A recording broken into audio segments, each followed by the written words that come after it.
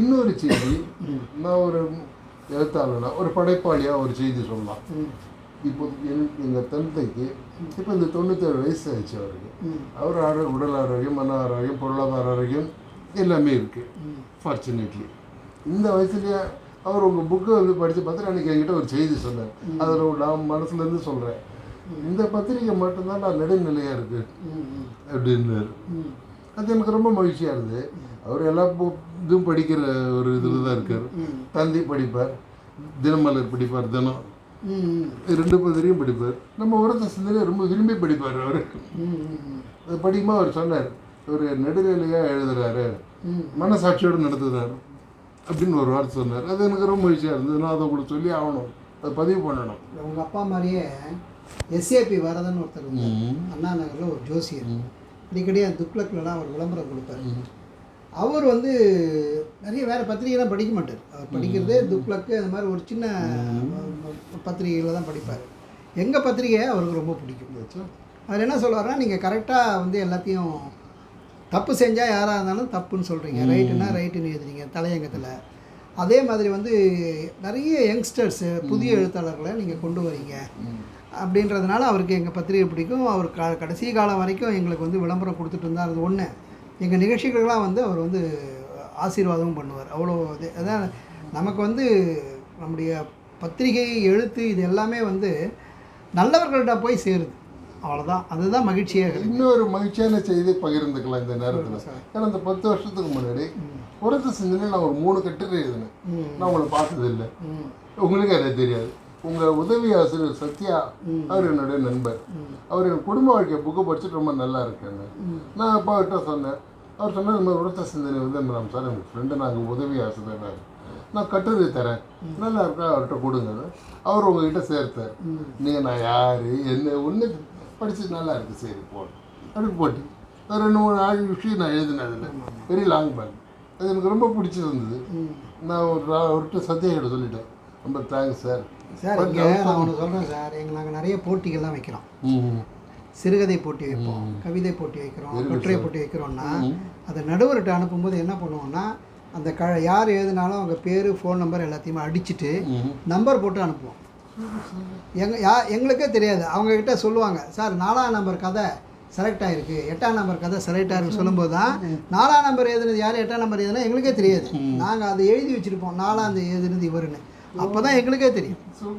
So அது வரைக்கும் நான் படிக்கவே மாட்டேன். எந்த கதையும் கவிதையும் வந்து அந்த எடிட்டிங் முன்னாடி நான் அதை படிக்க மாட்டேன். நிறைய பேர் கதையை அனுப்பிச்சிட்டு, சார் நீங்கள் படிச்சுட்டு ஒப்பீனியன் சொல்லுங்கன்னா, நான் எப்படி ஒப்பீனியன் சொல்ல முடியும்? ஏன்னா அது நடுவர் கைக்கு போகுது. நான் நடுவர் இல்லை.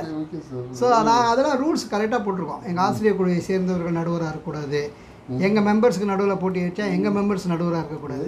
ஸோ இது வந்து இந்த எந்த இடத்துலையுமே வந்து நம்ம ஒரு சார்பு நிலையோடு இருக்கக்கூடாது. அதை ஒரு போட்டின்னு வரும்பொழுது நிச்சயமாக அது நடுவர்களுக்கு முழு உரிமை கொடுக்கணும்னு நினச்சி பண்ணுறோம். நிறைய போட்டிகளில் நிறைய பேர் வந்து அது மாதிரி பரிசு வாங்கி பாராட்டிட்டு மகிழ்ச்சி அடைஞ்சிருக்கிறாங்க. ஸோ அந்த வகையில் இந்த இன்டர்வியூ வந்து ஒரு நல்ல ஆப்பர்ச்சுனிட்டி. எனக்கு நீங்கள் ஒரு நல்ல வாய்ப்பு கொடுத்தீங்க. ஏன்னா பழசையெல்லாம் ஞாபகப்படுத்தி கொண்டு வரதுக்கு ஒரு வாய்ப்பு கொடுத்தீங்க. வெரி குட் சார், ரொம்ப சிறப்பு சார். ஆக்சுவலாக நான் தனிப்பட்ட முறையில் பர்சனலாக சொன்னேன்.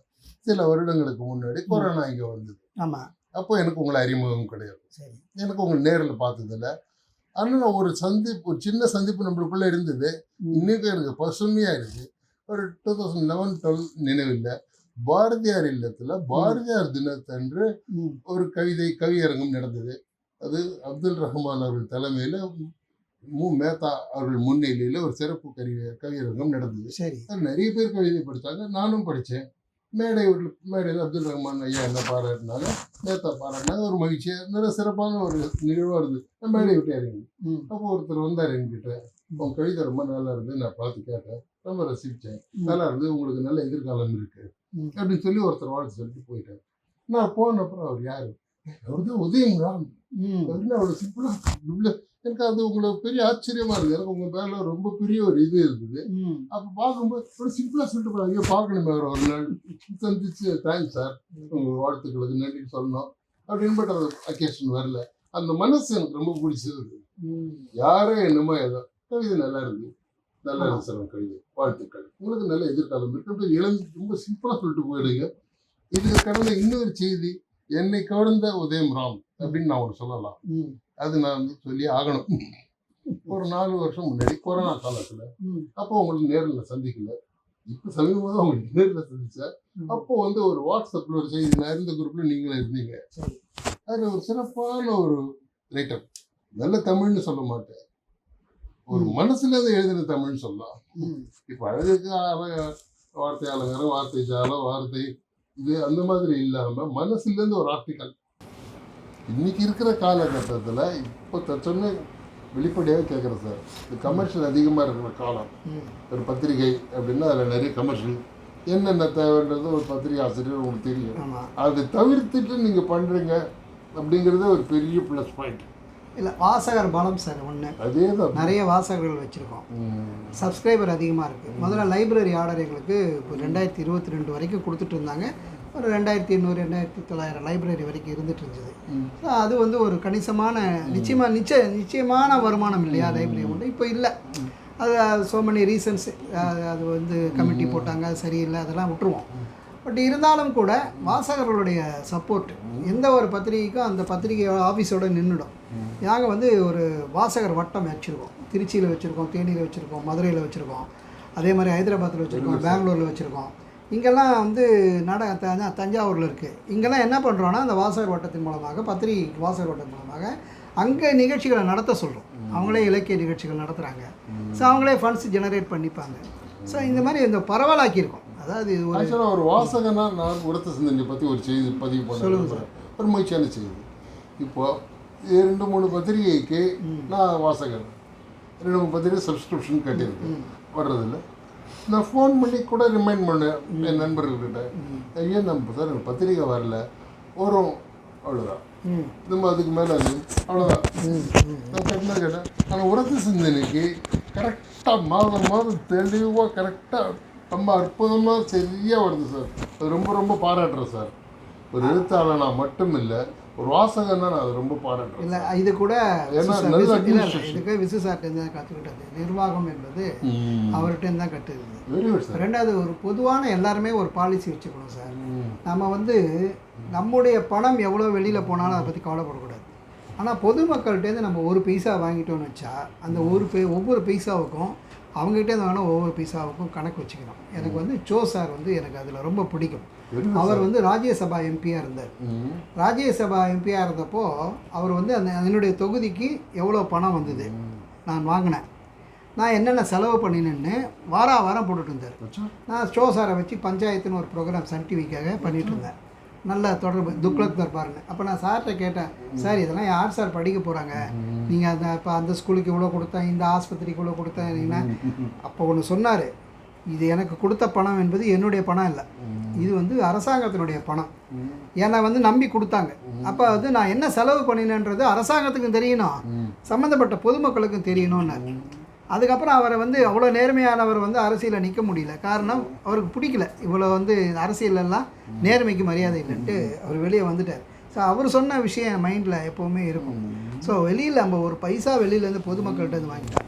அப்போது வாசகர்கள்ட்டேருந்து நான் ஒரு சந்தா வாங்கும்போது அட் த மோஸ்ட் அவங்களுக்கு வந்து அந்த புத்தகம் போகலைன்னா கூட எங்களுக்கு ஃபோன் பண்ணி இந்த புத்தகம் வரலாம், அடுத்த நாளே எனக்கு மறுபடியும் இன்னொரு காப்பி அனுப்புகிறோம்.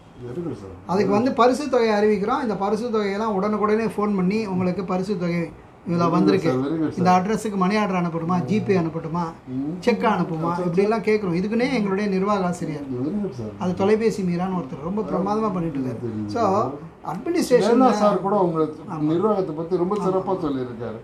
லேனா சார் கூட பேர் அந்த இது கேட்டேன், வீடியோ ரொம்ப சிறப்பாக இருந்தது. எனக்கு தெளிவான சிந்தனையும் நேர்மறையான ஒரு எண்ணமும் அதே மாதிரி வந்து வெளிப்படைத்தன்மையும் இருந்தால் நம்ம வந்து வெற்றியை பற்றி கவலைப்பட வேண்டாம், அது தானாகவே வந்துடும். அதை பற்றி கவலைப்பட வேணான்றது என்னுடைய எண்ணம். Correct sir. ஆக்சுவலாக பார்க்க போனால் ஒரு பத்திரிகை நடத்துறது அப்படிங்கிறத கடந்து நல்ல செய்தி சொல்லணுன்ற ஒரே நோக்கத்தோடவே இருக்கிறதுன்றது வணிக வரித்தோடு இல்லாமல் அப்படின்றதுன்றது ரொம்ப ரொம்ப பாராட்டுதலுக்குரிய வச்சு. உங்களுக்குள்ளே எப்படி இந்த நகைச்சுவையோடு எழுதுறது பழக்கம் வந்தது? இல்லை சார், அது நகைச்சுவை எல்லார்கிட்டையும் இருக்குது. ஆனால் அதை வெளிப்படுத்துவதற்கான தருணம் வந்து இல்லை. எனக்கு அந்த கொரோனா காலகட்டத்தில் ஒரு நிறைய டைம் இருந்தது. ஏன்னா நம்ம வெளியில் போகும்போது நிறைய டைம் வெளியில் நேரம் போயிடுது. ஆனால் வீட்டுக்குள்ளேயே இருக்கும் பொழுது உள்ளுக்குள்ளே இருந்த நகைச்சுவை உணர்வெல்லாம் வந்து நம்ம வெளியே வர ஆரம்பிச்சது. நார்மலாகவே நான் கொஞ்சம் ஹியூமரஸாக தான் பேசுவேன், எழுதுவேன். அதனால் நிறைய பேர் தெரியாமல் இருந்தது. இப்போ இந்த கொரோனா வந்த பிறகு கட்டுரைகள் மூலமாக, கவிதைகள் மூலமாக, இந்த சட்டையர்னு சொல்லுவாங்க இல்லையா, நீங்கள் ரொம்ப சீரியஸான விஷயத்தை அது எப்போவுமே நல்லது சார். நம்ம ரொம்ப சீரியஸாக பேசிட்டோம்னா நம்ம வந்து கோவப்பட வைப்போம். அதே சமயத்தில் அதை கொஞ்சம் காமெடியாக சொல்லும்போது அடடா என்ன சொல்லலப்பா, ஜோக்காக தான்ப்பா சொல்லியிருக்காரு அப்படின்ற மாதிரி கடந்துட்டு போயிடுவாங்க. நான் ஏன் அதை டக்குன்னு நீ இப்போ கேட்டேன்னா, நான் வானொலியில் நிறைய நாடகங்கள் எழுதியிருக்கேன். 15 நிமிஷம் நாடகம், அரை மணி நேரம் நாடகம், அந்த மாதிரி நிறைய. முதல் புக்கே வானொலி நாடக தொகுப்பு 13 பிடிச்ச 13 நாடகங்கள் எடுத்து நாடக தொகுப்பாக போட்டேன். அப்போ நான் நாடகங்கள் எழுதும்போது திருநெல்வேலியில் அந்த நாடக தயாரிப்பாளர் ஸ்ரீதர் எனக்கு ஒரு நகைச்சுவை நாடகம் கொடுங்கன்னு. நான் முயற்சி பண்ண எழுத முடியல. நான் என்னென்னமோ நாடகங்கள்லாம் எழுதினேன். சோஷியல் அவேர்னஸ் பற்றின நாடகங்கள் நிறைய எழுதினேன். குறிப்பாக எல்லாமே இந்த வரதட்சணை அவங்களுக்கு பற்றி எடுக்கிறது, காதல் திருமணம், இது நாடகம் அப்படின்றது சார் சின்ன கான்செப்ட் தான் சார். அது ஒன்றும் பெரிய விஷயம் இல்லை. அதில் நகைச்சுவை நாடகம் எழுத முடியாமல் போன இடம் அது. அதை நீங்கள் நல்லா எழுதுறீங்கன்னா பொறாமையில் கேட்டேன். அதாவது ஒரு பொண்ணோட அப்பா வந்து பைலட்டு தான் மாப்பிள்ளையாக வரணும், எனக்கு மாப்பிள்ளை வந்து பைலட்டாக வரணும்னு நினைப்பார். ஆனால் பொண்ணு வந்து லவ் பண்ணுறது கார் டிரைவர், பிடிசி டிரைவரை லவ் பண்ணணும். ஸோ இதை வச்சே அந்த டயலாக்லாம் வரும்போது நீங்கள் எங்கே இருக்கீங்க, காலையில் பாரிஸில் காஃபி சாப்பிடுவேன் அப்படின்ற மாதிரி அந்த டயலாக்லாம் வச்சு எப்படி நீங்கள் போவீங்க, டிராஃபிக்லாம் ஹெவியாக இருக்குமே, இல்லை டிராஃபிக்கே இருக்காது, ஏன்னா பைலட்டுக்கு வந்து வானத்தில் எங்கேருந்து டிராஃபிக் இருக்கும். இந்த மாதிரி அந்த சுச்சுவேஷனை வந்து பண்ணி அதெல்லாம் ட்ராமா வைக்கிறது, நகைச்சுவை நம்ம என்ன பேஸ் எடுக்கிறோமோ நகைச்சுவை வந்துடும் சார். நிறைய கேள்விகள், நிறைய விஷயங்கள் உங்களோட நான் பகிர்ந்துக்கிட்டேன். நீங்களும் உங்கள் மூலமாக எனக்கு வந்து என்னுடைய கடந்த காலத்தை பகிர்ந்து கொள்வதற்கு, உங்கள் சேனல் மூலமாக பகிர்ந்து கொள்வதற்கு எனக்கு ஒரு நல்ல வாய்ப்பு. இதை வாய்ப்பை கொடுத்த உங்களுக்கும், இதை பார்த்து கொண்டிருக்கக்கூடிய ரசிகர்களுக்கும், நேயர்களுக்கும், இதை ஒளிப்பதிவு செய்து கொடுத்த நண்பருக்கும், அவர் தான் ரொம்ப அழகாக, அபிஷேக் அவர் தான் இதை ரொம்ப அழகாக பண்ணி கொடுத்துருக்காரு. அவருக்கும் என்னுடைய மனப்பூர்வமான நன்றி. இந்த சேனலை வந்து பாருங்கள், சப்ஸ்கிரைப் பண்ணுங்கள், கமெண்ட் பண்ணுங்கள். தேங்க்யூ. உங்களுடைய இத்தனை வேலை நெருக்கடிக்கு இடையிலேயும் 1008 வேலைக்கு நெருக்கலையும் எனக்காக நேரம் ஒதுக்கி நம்ம அரங்கத்துக்கு வந்து இருந்து இவ்வளோ நேரம் எங்களோட ஒரு நண்பராக, ஒரு சகோதரராக, ஒரு நேயத்தோட ஒரு நேரம் ஒதுக்கி பேசினேன் உதயம் ராம் அவர்களுக்கு மிக்க மகிழ்ச்சி சார். மிக்க நன்றி சார். தேங்க்யூ.